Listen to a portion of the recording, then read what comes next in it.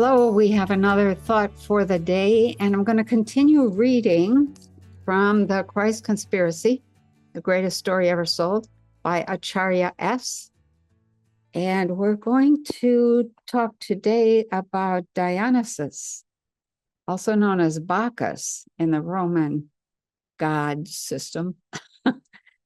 So Dionysus or Bacchus is thought of as being Greek, but he's really a remake of the Egyptian god Osiris, whose cult extended throughout a large part of the ancient world for thousands of years. Dionysus' religion was well developed in Thrace, northeast of Greece, and Phrygia, which became Galatia, where Attis also later reigned. Although Dionysus is best remembered for the rowdy celebrations in his name, which was Latinized as Bacchus, he had many other functions, and he contributed several aspects to the Jesus character.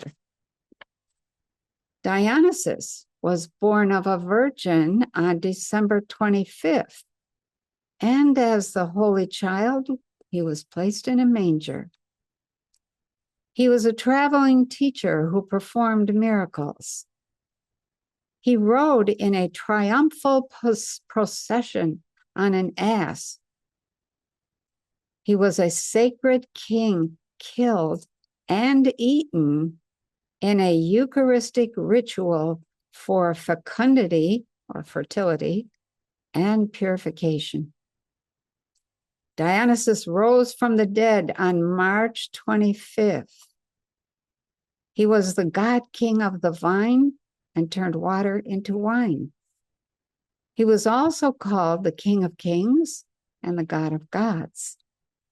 He was considered to be the only begotten Son, the Savior, the Redeemer, the Sin Bearer, the Anointed One, and the Alpha and the Omega. He was identified with the ram or the lamb, and his sacrificial title of Dendrites, or young man of the tree, hints that he was hung on a tree or crucified.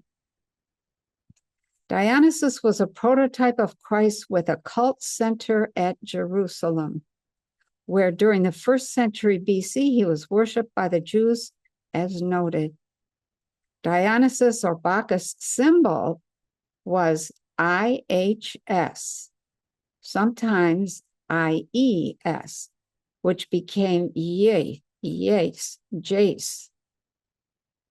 or Jesus. The IHS is used to this day in Catholic liturgy and iconography. As Roberts relates, IES, Ies, the Phoenician name of the god Bacchus, or the sun personified.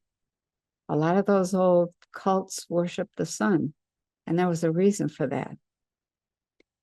The etymology of that title being a one, that's the I, or the one, and ES being fire or light, and taken as one word, yes, one light.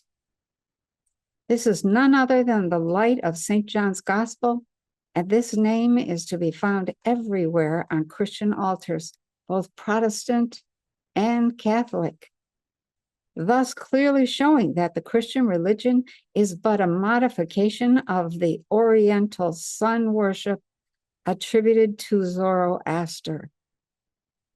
The same letters, IHS, which are in the Greek text, are read by the Christians as Jace, Jes, and the Roman Christian priesthood added the ending US, thus JESUS. Dionysus became the universal savior god of the ancient world, and there has never been another like unto him. The first to whom his attributes were accredited, we call Osiris. With the death of paganism, his central characteristics were assumed by Jesus Christ. Like Jesus the Nazarene, Dionysus is the true vine, and the grape imagery is important to both cults. As Walker says, the grapevine was preeminently an incarnation of Dionysus, or Bacchus, in his role of sacrificial savior. His immolation was likened to the pruning of the vine, necessary to its seasonal rebirth. In Syria and Babylon, the vine was a sacred tree of life. Old Testament writers adopted it as an emblem of the chosen people, and New Testament writers made it an emblem of the Christ. When accompanied by wheat sheaves in sacred art, the vine signified the blood, wine, and the body, bread, of the Savior.